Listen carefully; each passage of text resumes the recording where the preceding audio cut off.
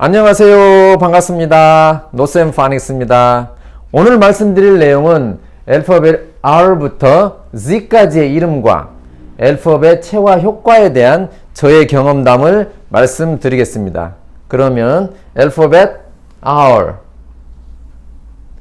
알파벳 중에서 가장 발음하기 힘들고 어려운 발음 R. 한글 R, 영어 R. 한글의 니을 발음은 영어로 가면 크게 clear L,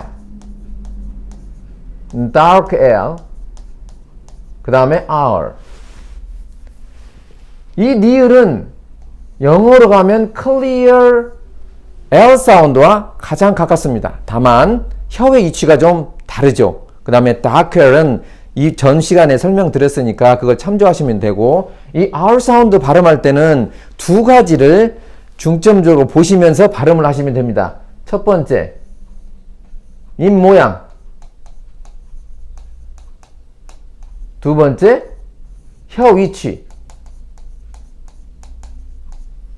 입 모양은 키싱 포지션이라고 해서 입을 약간 뽀뽀하듯이 입술을 약간만 내밀면 되고, 그 다음에 중요한 거는 혀 위치인데 혀를 반드시 뒤로 당겨야 됩니다. 즉 슈링크한다고 해서 뒤로 당겨야 되고, 여기서 또 하나 주의할 점은 혀의 양 끝부분이 양쪽이 어금니에 딱 밀착을 시키셔야 됩니다. 그래서 R, R. 그래서 음가는 이 소리가 납니다. 단어로는 RED와 LET.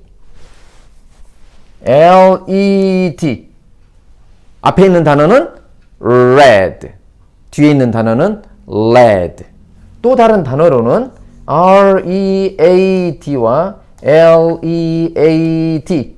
앞에 있는 단어는 read, 뒤에 있는 단어는 lead. 그 다음 단어 끝에 올 때는 예를 들어 TEACHER 가면은 teacher, teacher 라고 발음하면 됩니다. 저희 개인적인 경험은 대학교 때의 경험인데, 이 R 사운드 발음을 아무리 연습해도 안 돼서 단어 읽을 때나 단어 외울 때나 문장 읽을 때, 문장 외울 때 중점적으로 노력을 했는데, 내 혀가 이상한가? 라고 생각이 들 정도로 저는 너무 어렵게 배운 그런 기억이 있습니다.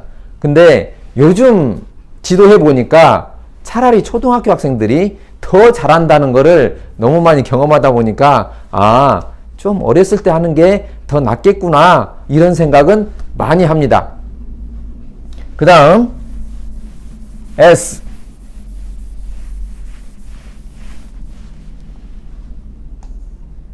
한글 S, 영어 S.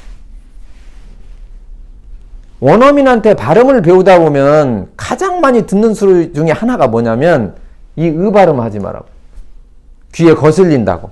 그래서 S, 그 다음에 마우스, 도그, 그 하듯이 이게 빼지 말라고. 그래서 그거는 유성음이기 때문에, 이거 S는 무성음이잖아요. 그래서 무성음이라 성대로 울리면 안 됩니다. 그래서 S, T, 한글, T, 영어, T, T. 입 모양이 다릅니다. U, 한글, U, 영어, U. 입 모양이 다릅니다. 특히 알파벳 소문자 J로 표시하는 이 발음기호 한글로 표현할 수 있는 방법은 없습니다. 그래서 학생들 지도하면서 개인적으로 가장 어려웠던 부분이 이 반모음 이 소리였습니다.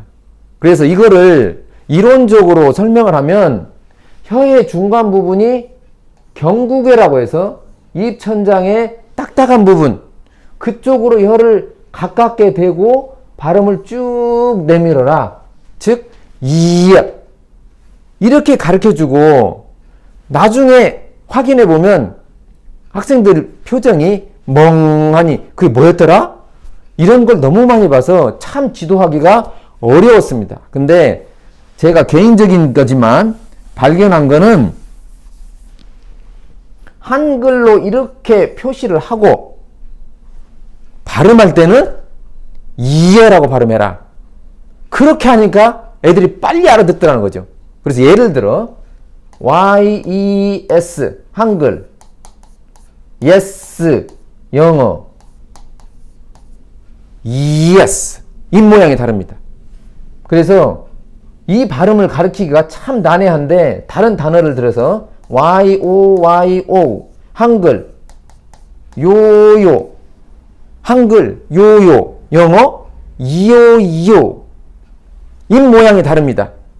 그래서 이런 식으로 한글을 표시하고 읽을 때 이렇게 읽어라. 이렇게 표시하고 지도해 보니까 이 Y 발음을 참 잘하더라. 나중에는 한글을 지우고 영어로 시키면 아주 잘합니다. 그래서 이거를 개인적으로 발견했다는 게 저는 지금도 가슴 뿌듯한 그런 느낌을 갖습니다. 그 다음에 V 한글 V 요즘은 좀 많이 아시는 학생들이 많고 부모님도 아셔가지고 B라고 발음하시는 분도 있습니다. 근데 영어 V 윗니빨을 아랫입술 안쪽에 가볍게 대고 바람을 쭉 나가게 V 그래서 음가는 V 한글로 표시할 수 있는 방법은 없습니다. 가장 가까운 거는 그나마 비읍이 있는데 이거는 좀 입모양이 다르죠. 그 다음에 W 한글 the, 불, 유 영어 the, w 반모음 이가 들어갑니다. W 그 다음 X 한글 X 영어 X 으 없습니다. 그 다음 Y 한글 Y 영어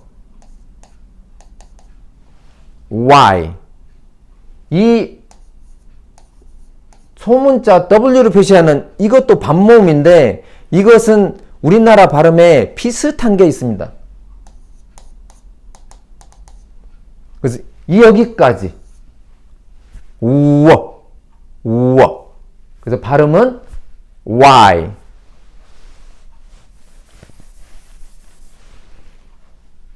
그 다음 알파벳 끝자 옛날에는 이거를 Z 지금은 좀 G라고 발음하시는 그런 학부모님도 계시고 그 다음 학생들도 있고 영어로는 Z 입 모양이 다릅니다. 양입술 옆으로 벌리고 그 다음에 혀끝을 윗니와 아랫니 중간에다 놓고 바람이 쭉 나가게 어떤 면에서는 혀끝이 약간 좀 떨립니다. 그래서 Z 단어로는 zoo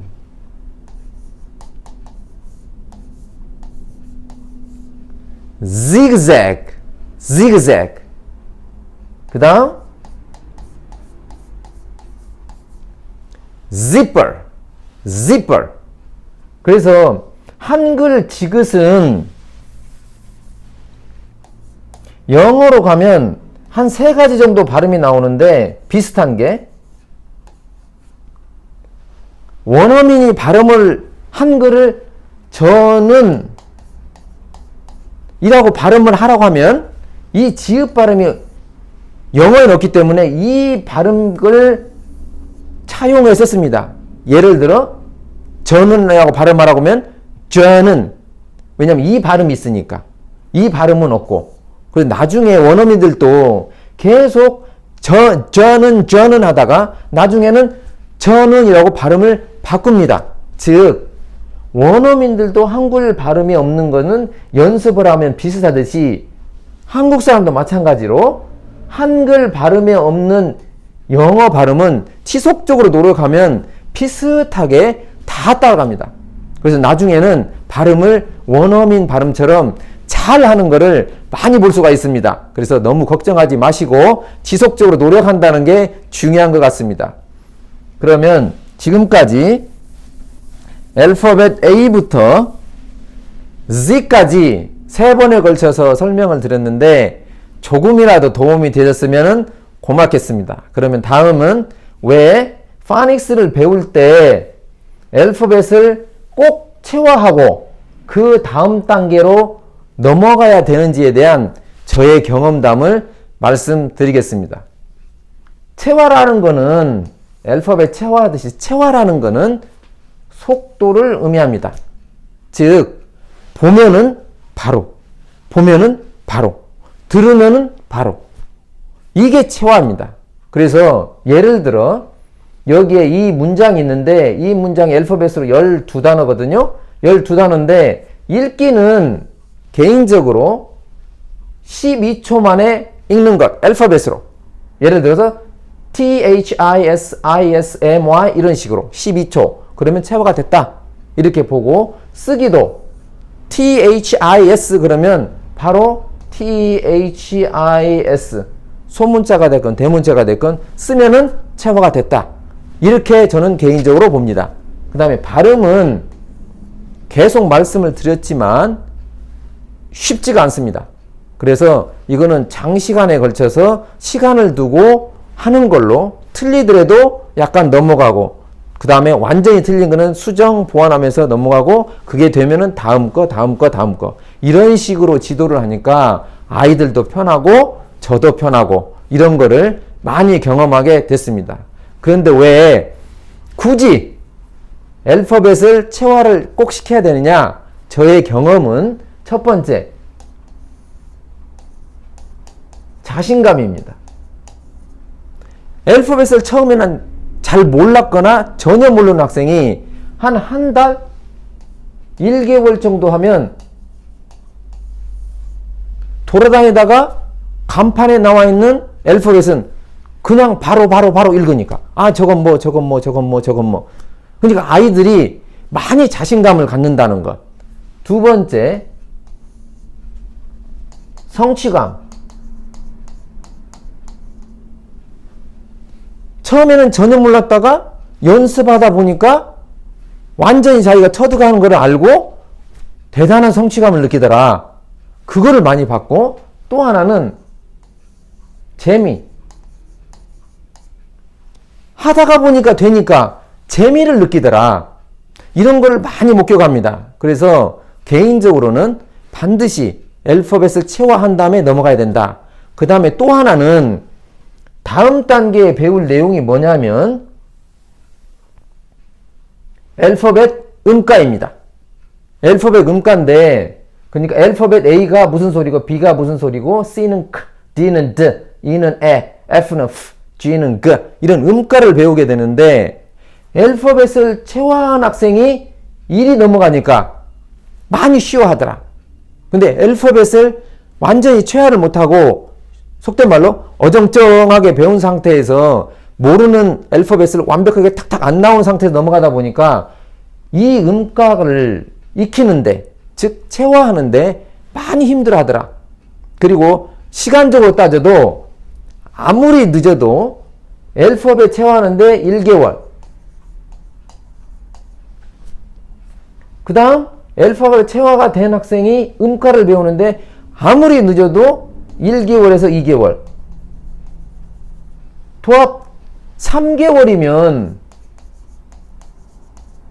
알파벳 음가까지 체화가 될 수가 있습니다. 체화라가 됐다는 말은 O를 보는 순간 저건 아, M자를 보는 순간 저건 T자를 보는 순간 저건 T 이 상태가 됩니다. 근데 이 상태가 되는데 3개월 정도 걸리면 충분한데 알파벳이 체화가 안 되고 일이 넘어가다 보니까 어떤 문제가 생기냐? 시간적으로도 더 걸리지만 아까 말씀드린 대로 이 자신감이 좀 떨어지더라. 나는 왜 이렇게 안 되지? 어려워요. 힘들어요. 이 소리를 많이 하더라. 그 다음 성취감도 잘 못 느끼더라. 그 다음 특히 재미없어 한다는 것, 즉 어려워한다는 것, 이런 거를 많이 목격하다 보니까 절대 알파벳 음가를 배우기 전에 알파벳 체화부터 하고 넘어가야 되겠구나 하는 거를 너무 많이 느껴서 저는 적극적으로 알파벳을 꼭 체화를 시켜주십사 하고 권해드립니다.